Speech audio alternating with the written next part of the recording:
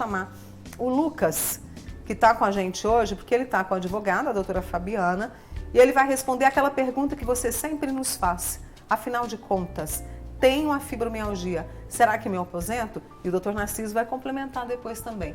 Ô Lucas, leve meu boa tarde aí para a Fabiana e agradeço a participação. Claro, Mônica. A Mônica está mandando uma boa tarde para você, para introduzir um pouquinho. Quem está comigo aqui é a doutora Fabiana Junqueira, advogada, especialista nessa área. E olha só, a primeira coisa que a gente queria enfatizar já aqui, Mônica, é que, como você disse, é uma pergunta muito comum das pessoas que têm essa síndrome, se posso ou não procurar ali conseguir a minha aposentadoria por invalidez. E a resposta é que tem como sim, só que é um processo um pouquinho complicado justamente porque essa síndrome não é tão visível, não tem feridas na pele, não tem um exame que comprove de cara, então é aquela coisa, a pessoa tem todo um processo para poder comprovar isso e é você que vai explicar isso pra gente, né, doutora? Boa tarde. Mônica, um abraço para você, boa tarde para todos. É exatamente isso. É possível a aposentadoria por invalidez em razão da fibromialgia? Sim, é possível. O que a gente precisa ter? Nós precisamos comprovar a incapacidade laboral decorrente da fibromialgia. Não basta ter a doença. O que é necessário, Lucas? É necessário que os sintomas decorrentes da fibromialgia sejam incapacitantes para exercer atividade laboral. E como que a gente comprova isso, então? Com laudos médicos detalhados. Esse laudo ele tem que constar quais são os sintomas, quais são as limitações que a pessoa tem e como que essa doença afeta diretamente a atividade laboral dessa pessoa, certo? Tendo esses laudos detalhados com o seu prontuário, porque é muito importante na fibromialgia você ter um histórico de acompanhamento médico, né? Porque pode levar um tempo, como o médico explicou, para ser diagnosticada realmente essa doença, até também para ser diagnosticado que a incapacidade ela não é temporária, porque para você se aposentar, você precisa de uma incapacidade permanente, ou seja, aquela definitiva, né? Que é o que justamente diferencia a auxílio-doença com a aposentadoria. Então, a aposentadoria, a minha incapacidade, ela tem que ser definitiva. Então, você tendo esses laudos detalhados, o seu prontuário, né, isso facilita para que o perito do INSS que vai diagnosticar realmente essa doença possa deferir o benefício. E é importante a gente falar que para conseguir essa aposentadoria, como você enfatizou, ela tem que ser algo permanente, algo que te incapacita recorrentemente. E para isso, então, o tratamento dessa doença tem que ser comprovado também junto a esse pedido, não tem? Isso, o histórico de acompanhamento médico, né, demonstrando ali que já tem um tempo que você está lutando, tratando, sem melhora significativa dos seus sintomas, aí sim pode configurar uma incapacidade permanente e, portanto, pode te dar o direito à aposentadoria por invalidez. Perfeito. E aí, quais geralmente são as pessoas que a gente tem que procurar? Um médico, um advogado, claro, né? Com certeza. Então, mantenha o seu histórico de tratamento médico atualizado e, se necessário for, procure a ajuda de um advogado.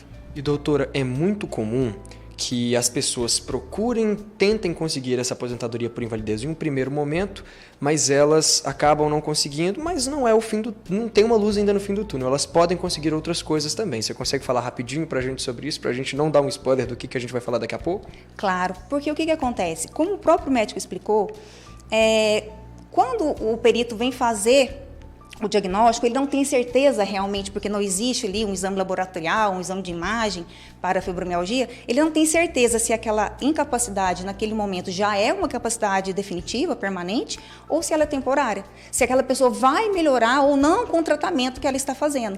Então, pode ser que num primeiro momento não seja deferida a aposentadoria por invalidez, mas aí pode ser deferida o auxílio-doença. Pois é, então jeito tem. O importante é a gente saber o caminho para isso. E daqui a pouquinho a doutora vai explicar tudo para a gente sobre esses caminhos também, não é isso, Mônica? É verdade. Agradeço a Fabiana e também o doutor Narciso, que está aqui para responder as suas dúvidas.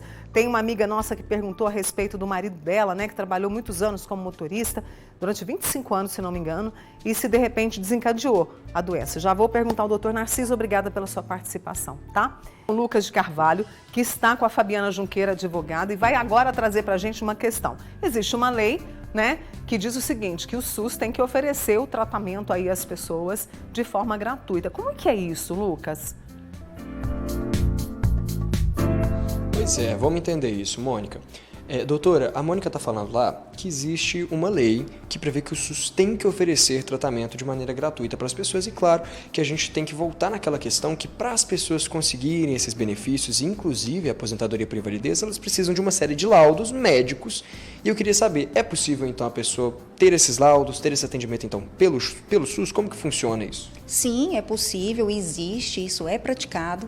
Então a pessoa pode procurar por uma consulta através do SUS e lá ela vai ser encaminhada para consultas periódicas para que seja montado todo esse tratamento e o prontuário dela. Então é possível e tenho vários clientes que com laudos do SUS e é totalmente possível, mas pode ser médico particular também, não faz diferença. Então fica a critério ali desse paciente procurar tanto pelo SUS, que é obrigado a prestar esse serviço, ou também para uma clínica particular que seja do agrado dele. Exatamente. Maravilha. E agora vamos voltar para aquela parte que a gente tinha deixado suspensa na última conversa que a gente teve, pensando o seguinte, não consegui a aposentadoria por invalidez. E agora, o que eu faço?